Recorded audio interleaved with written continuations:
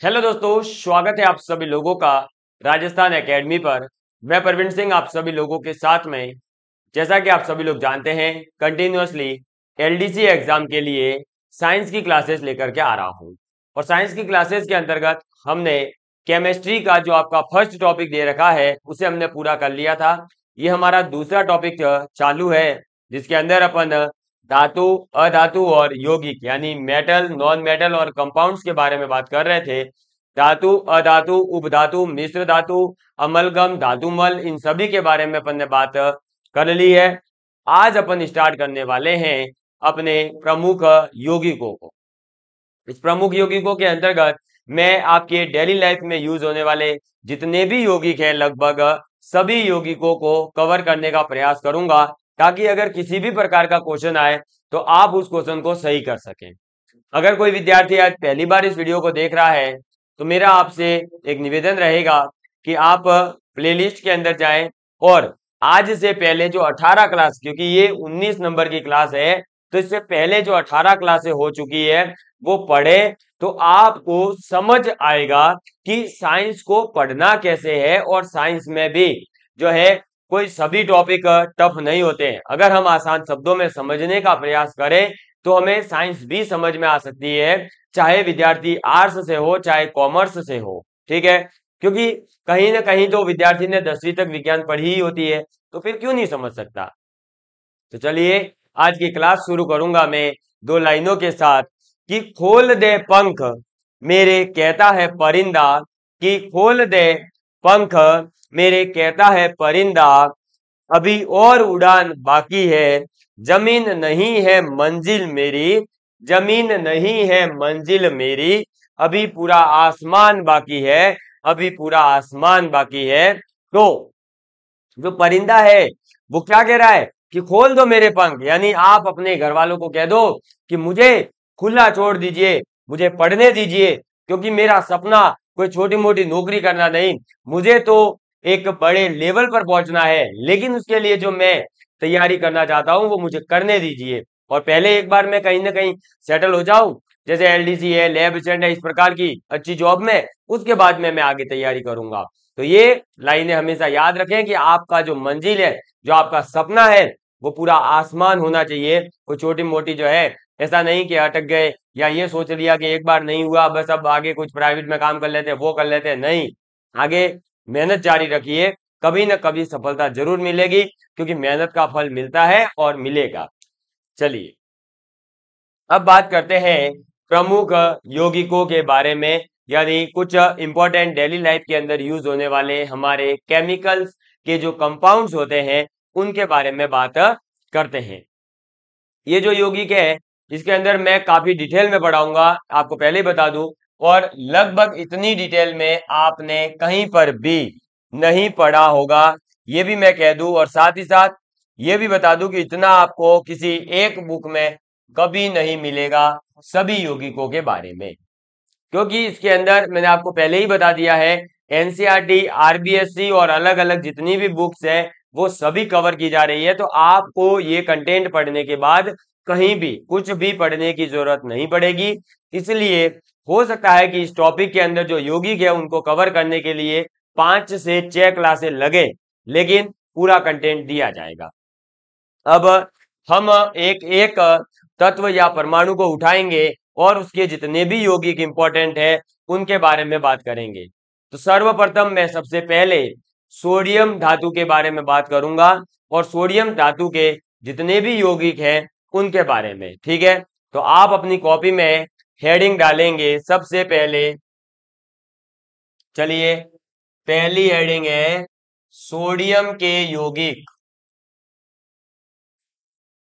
Sodium के यौगिक, compounds of sodium.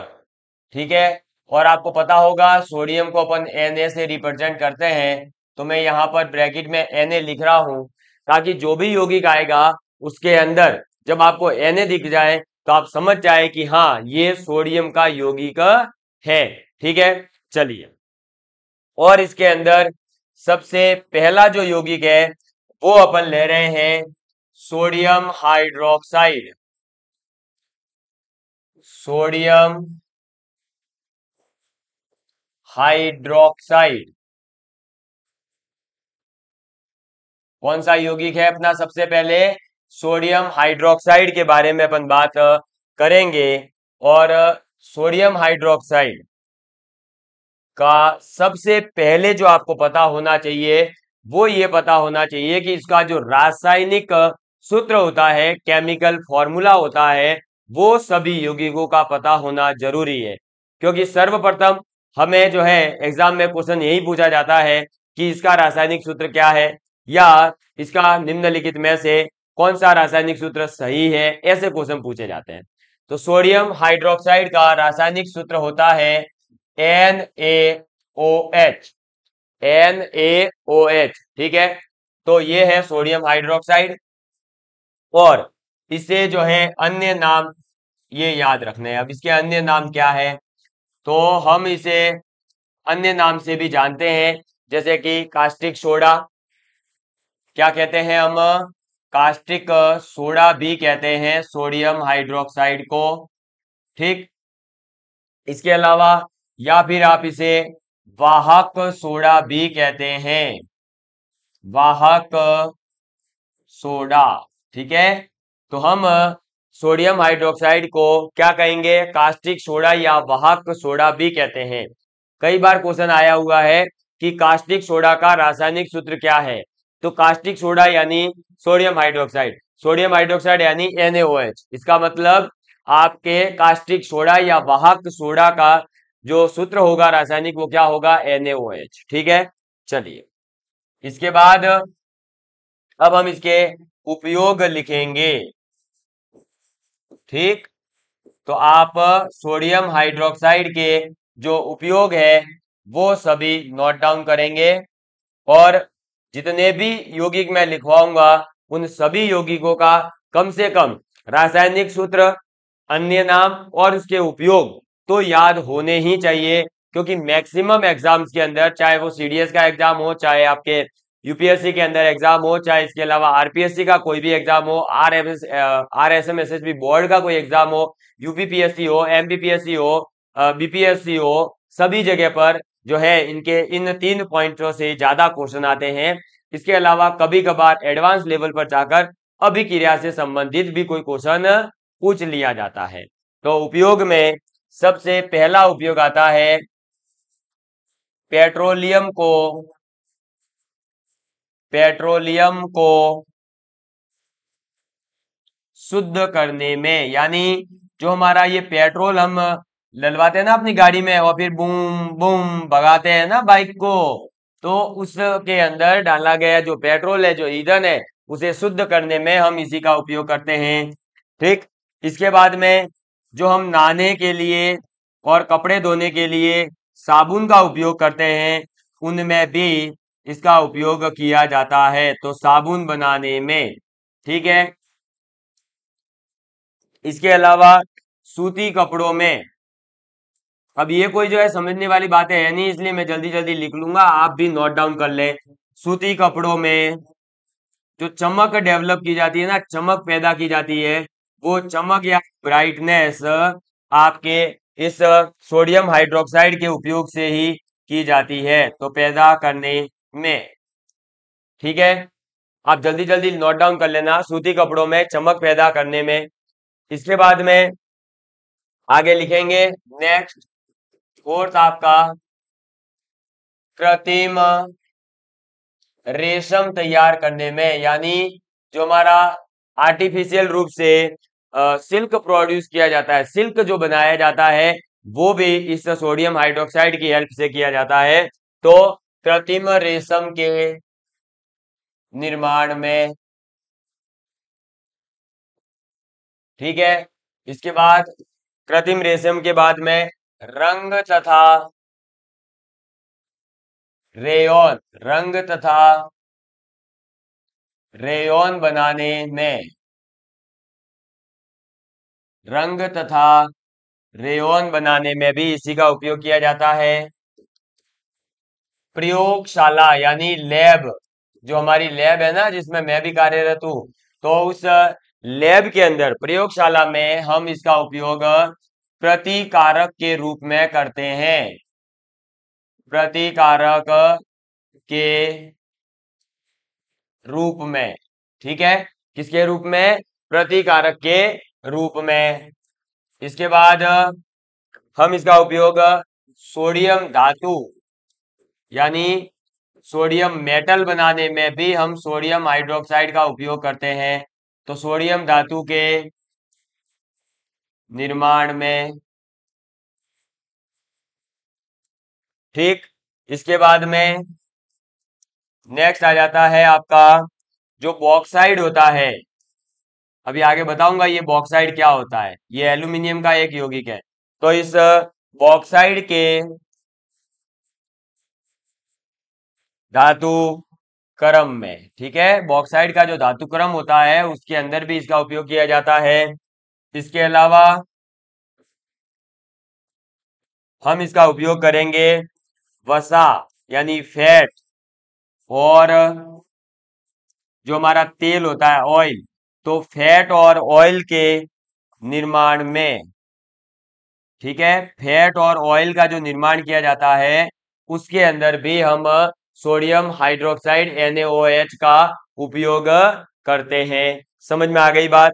लिख लीजिए जल्दी से इसको, यहां तक की बातें आप नोट डाउन कर लीजिए फटाफट। तो कृत्रिम रेशम के निर्माण में, रंग रेयन में, प्रयोगशाला में प्रतिकारक, सोडियम धातु, बॉक्साइड के धातु क्रम में, वसा और तेल के निर्माण में, इस प्रकार से ये चीजें आपको याद रखनी होगी। मुझे ऐसा लग रहा है कि मुझे ब्लैक पेन से लिखना चाहिए, शायद थोड़ा हल्का आ रहा होगा, तो अब मैं आगे ब्लैक पेन से लिखूंगा। ठीक है, चलिए आपने इसको नोट डाउन कर लिया होगा, साथ के साथ नोट डाउन करना और अदरवाइज स्क्रीनशॉट ले लेना। मिडल में ले आता हूं मैं, कर लो इसको नोट डाउन या स्क्रीनशॉट ले लो फटाफट। चलो चलिए आगे लिखेंगे। जो ये हमने सोडियम हाइड्रोक्साइड की बात की या कास्टिक सोडा या वाहक सोडा की बात करी, NaOH की, तो इसका उत्पादन कैसे होगा, यानी ये बनेगा कैसे, प्रोड्यूस कैसे होगा, उसके बारे में अब अपन बात करेंगे। तो अब इसका आप उत्पादन लिखिएगा। क्या लिखेंगे? उत्पादन।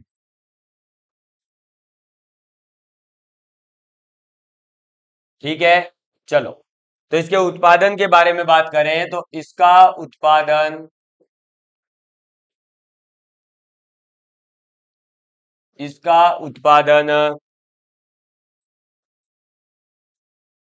सोडियम क्लोराइड, इसका उत्पादन सोडियम क्लोराइड, और सोडियम क्लोराइड के बारे में वैसे आगे बात होगी, लेकिन फिर भी याद रखें NaCl को कहा जाता है सोडियम क्लोराइड। तो सोडियम क्लोराइड के विद्युत विद्युत अपघटन, इलेक्ट्रोलाइसिस, विद्युत अपघटन द्वारा किया जाता है, विद्युत अपघटन द्वारा किया जाता है। ठीक है, तो आपके सोडियम हाइड्रोक्साइड NaOH का उत्पादन सोडियम क्लोराइड के अपघटन के द्वारा किया जाता है, इलेक्ट्रोलाइसिस के द्वारा किया जाता है। अगर कोई इंग्लिश मीडियम से है तो साथ के साथ लिख लेना। दूसरा है एनोड पर क्या आएगा। कई बार ये क्वेश्चन आया हुआ है कि अगर हम इलेक्ट्रोलाइसिस प्रोसेस करते हैं तो आपके एनोड पर कौन आता है। तो एनोड पर आती है क्लोरीन गैस। कौन आता है एनोड पर? क्लोरीन गैस आती है। ठीक है, और अगर पूछ लिया जाए कैथोड पर कौन आएगा, ये एनोड कैथोड क्या होते हैं, तो ये बेसिकली दो इलेक्ट्रोड होते हैं, एक पॉजिटिव एक नेगेटिव। इस पर ज्यादा कोई बात करने की जरूरत है नहीं। तो कैथोड पर कौन आता है? हाइड्रोजन गैस आती है। ठीक है, तो एनोड पर क्लोरीन गैस आती है, कैथोड पर हाइड्रोजन गैस आती है। और इसी, है ना, कैथोड पर ही लिखे, इसी पर विलयन यानी सॉल्यूशन के रूप में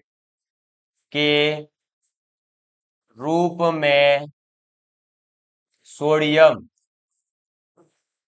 क्या, सोडियम, सोडियम यानी Na हाइड्रोक्साइड, सोडियम हाइड्रोक्साइड प्राप्त होता है।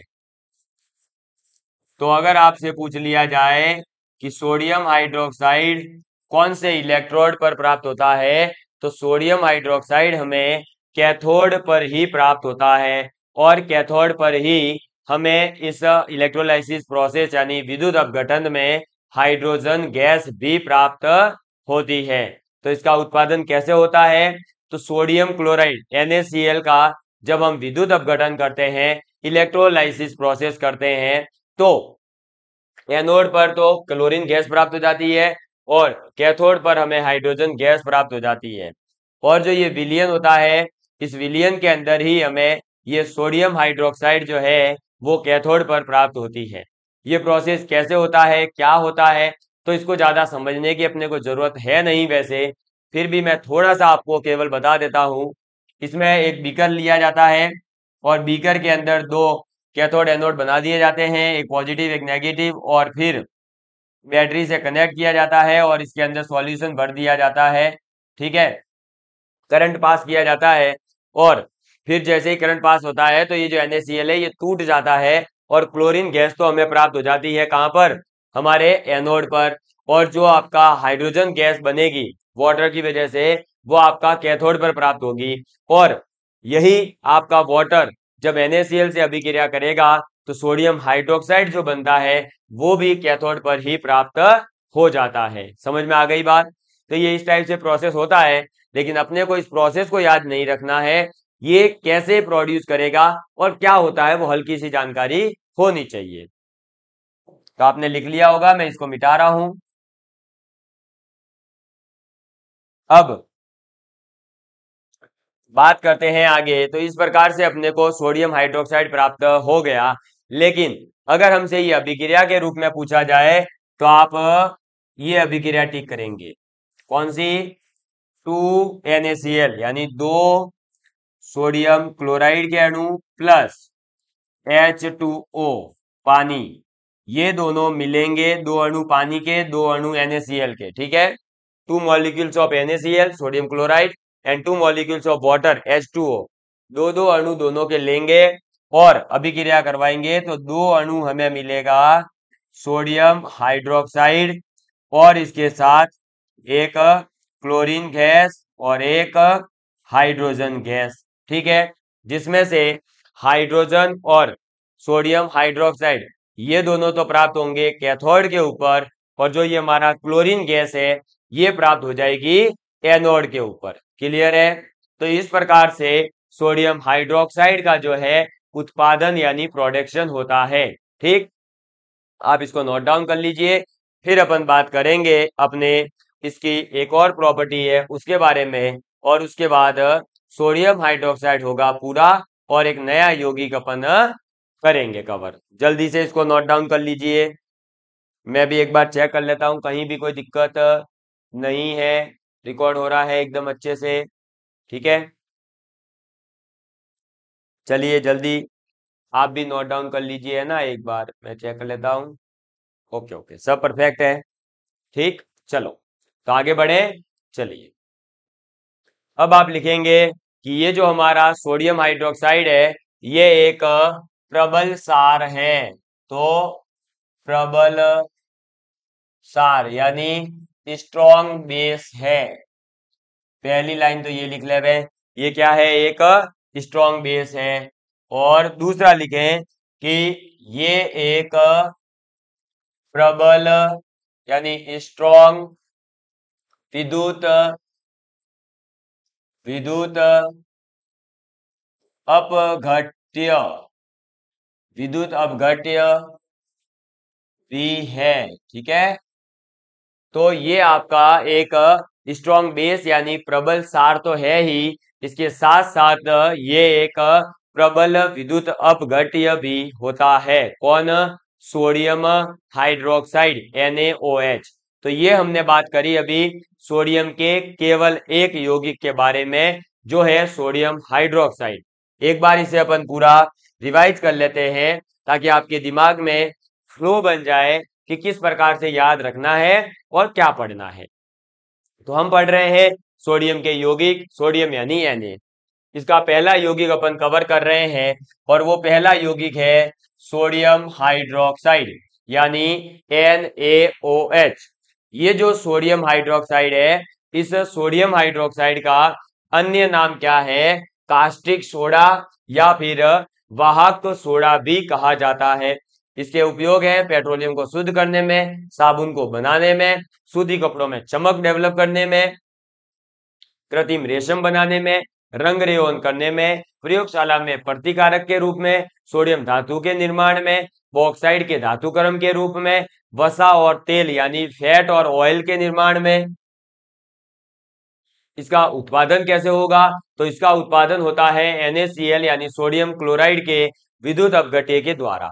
इसका विद्युत अपघट्य कैसे होता है मैंने बता ही दिया है। सोडियम क्लोराइड और पानी को मिलाकर एक क्या बना दिया जाता है? विलयन बनाया जाता है। उसमें दो इलेक्ट्रोड जोड़े जाते हैं, एक को धनायन और एक को ऋणायन बनाया जाता है, फिर बैटरी से कनेक्ट किया जाता है, करंट पास किया जाएगा, NaCl टूटेगा और H2O भी टूटेगा और क्या होगा? तो एनोड जो होगा उसके ऊपर तो क्लोरीन गैस हमें प्राप्त हो जाएगी, ठीक है। और जो कैथोड होगा उसके ऊपर हमें हाइड्रोजन गैस प्राप्त होगी और जिस कैथोड पर हमें हाइड्रोजन गैस मिल रही है उसी कैथोड पर हमें सोडियम हाइड्रोक्साइड NaOH भी प्राप्त होगा।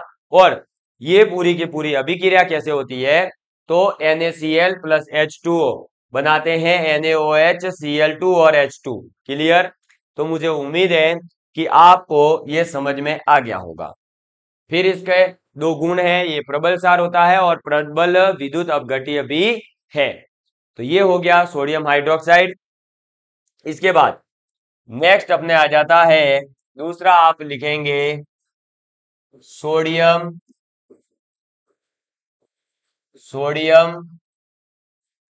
क्लोराइड। क्या पढ़ेंगे? सोडियम क्लोराइड और इसका रासायनिक सूत्र NaCl है, ठीक है। अब मैं रासायनिक सूत्र बार बार नहीं बताऊंगा, केवल ब्रैकेट में लिखूंगा, आप समझ जाइएगा। तो सोडियम क्लोराइड का रासायनिक सूत्र क्या है? NaCl है। अब इसके कुछ अन्य नाम भी हैं, वो लिख ले रहे हैं और ये डेली लाइफ में आप यूज करते ही हैं। तो इसका जो अन्य नाम है वो है साधारण नमक। क्या? साधारण नमक। जो आप अपने घर पर नमक खाते हैं ना, अरे नमक खाते हो ना सब्जी में डाल करके और रोटी क्या बनाते वक्त, और तो वो जो नमक होता है वो आपका सोडियम क्लोराइड NaCl ही होता है, ठीक। फिर इसके बाद में इसकी जो pH होती है, ये pH होता है अम्ल सार को डिसाइड करने वाला। pH एक स्केल है बेसिकली और इस स्केल पर जो है 0 से लेकर 14 तक की गिनती लिखी हुई रहती है और जिसका pH 7 होता है वो तो उदासीन होता है, 7 से कम होता है वो अम्लीय होता है, 7 से ज्यादा होता है वो क्षारीय होता है। तो हमारा जो सोडियम क्लोराइड है, जो नमक है, उसकी pH की वैल्यू, इसकी pH जो है वो 7 होती है और ये एक उदासीन यौगिक है। pH 7 होती है और ब्रैकेट में लिख लेवे उदासीन, ठीक है। तो ये क्या होता है? उदासीन होता है। इसके बाद यह प्रबल अम्ल यानी स्ट्रॉन्ग एसिड व प्रबल सार यानी स्ट्रॉन्ग बेस का एक लवण है,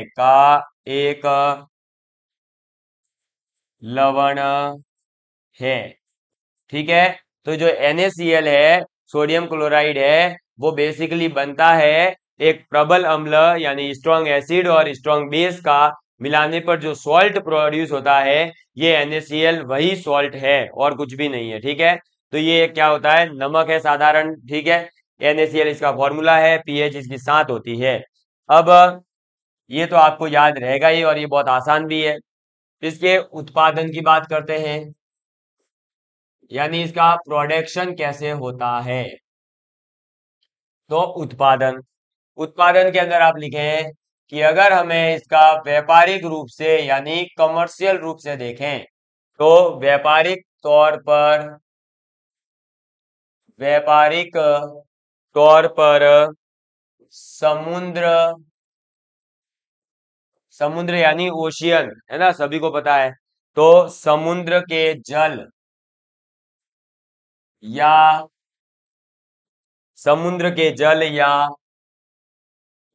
खारे पानी की झील, राजस्थान में कौन कौन सी झीलें खारे पानी की है, आप मुझे कमेंट करके बताइएगा कि राजस्थान में ये झीलें खारे पानी की है। तो को सुखाकर खारे पानी को सुखाकर सुखाकर बनाया जाता है। क्या बनाया जाता है? सोडियम क्लोराइड बनाया जाता है। कैसे बनाया जाता है? तो आपको पता होगा, जैसे हिंद महासागर के पानी की बात करें या फिर आप किसी भी खारे पानी जो झील है उसकी बात करें, वहां का पानी जो खारापन होगा, खारापन इसलिए है क्योंकि उसके अंदर सोडियम क्लोराइड यानी नमक जो है वो ज्यादा होता है, वो उपस्थित होता है इस वजह से।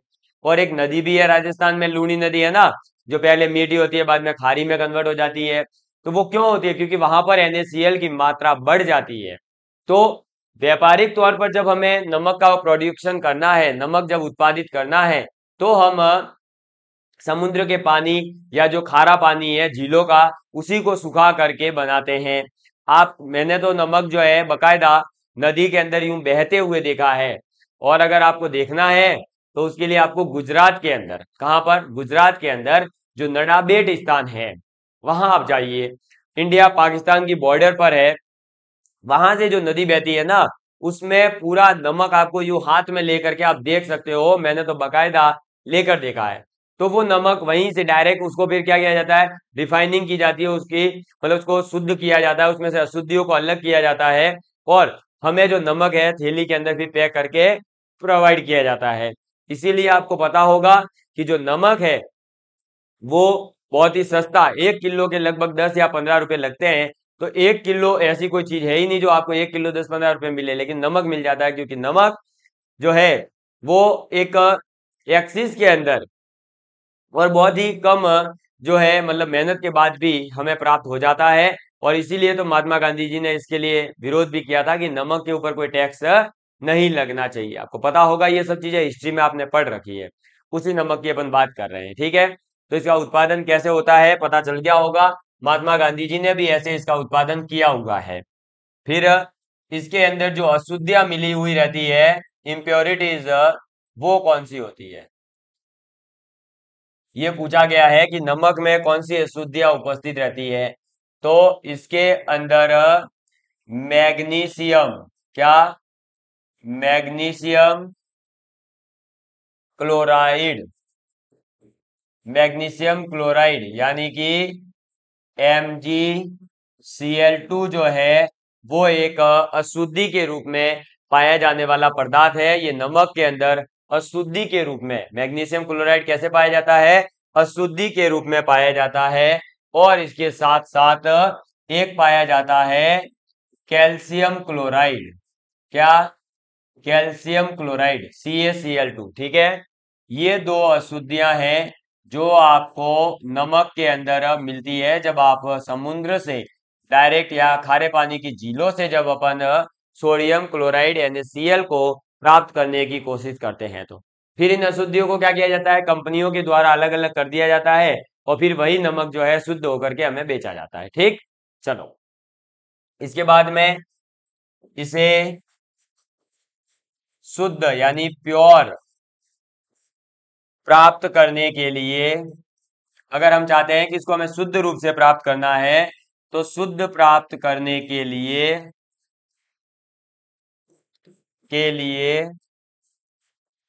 NaCl सोडियम क्लोराइड के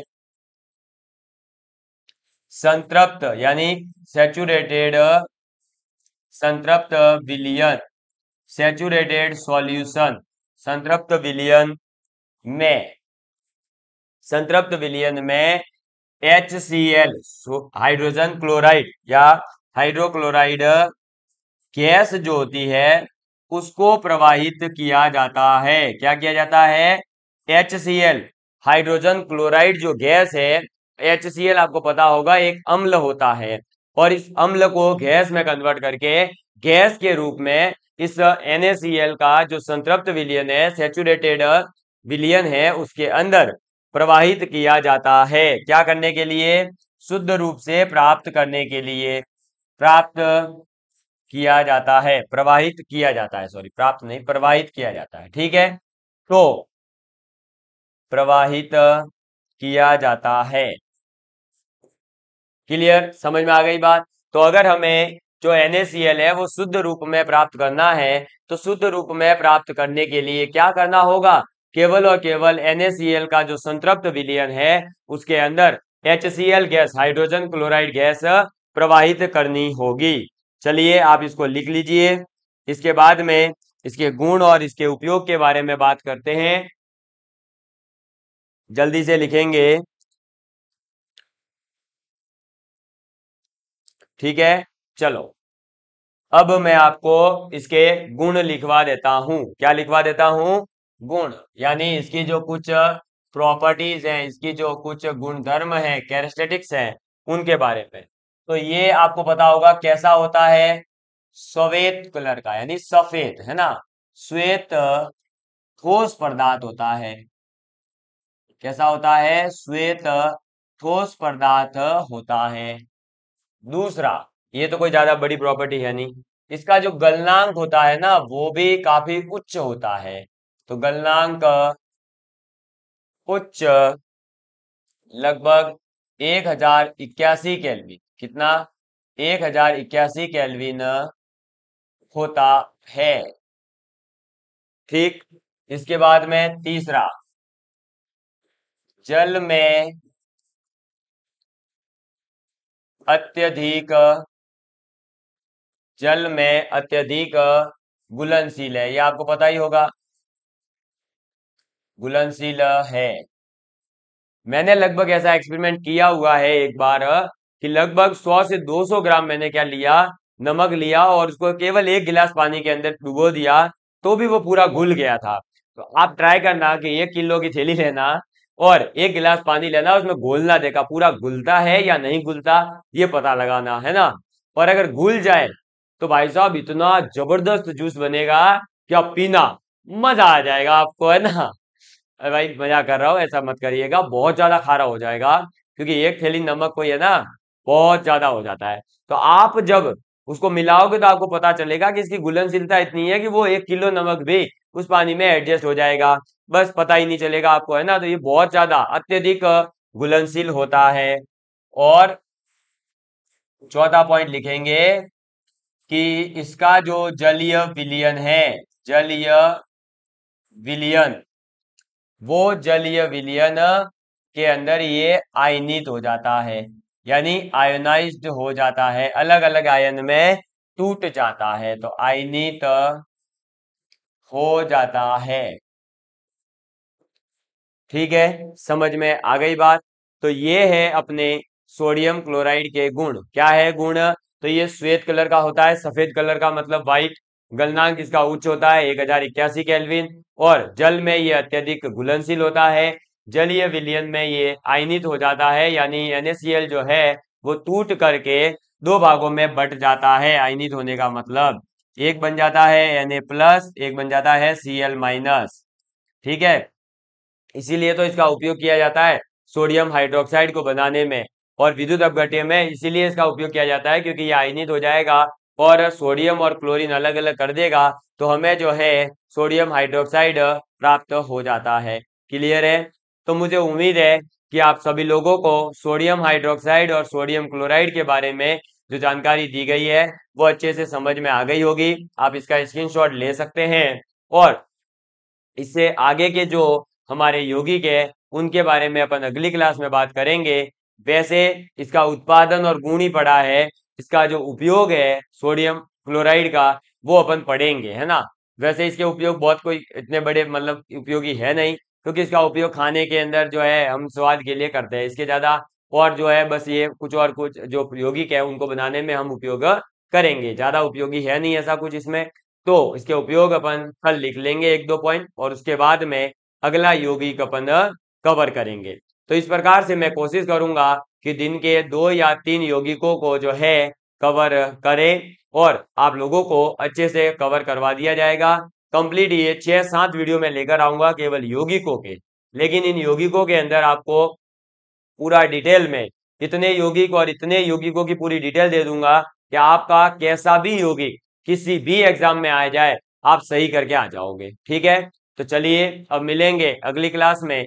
love you all of you, please take care and please share with your friends. जय हिंद, जय भारत, और अपने दोस्तों के साथ में इसे शेयर करना बिल्कुल ना भूलें। धन्यवाद।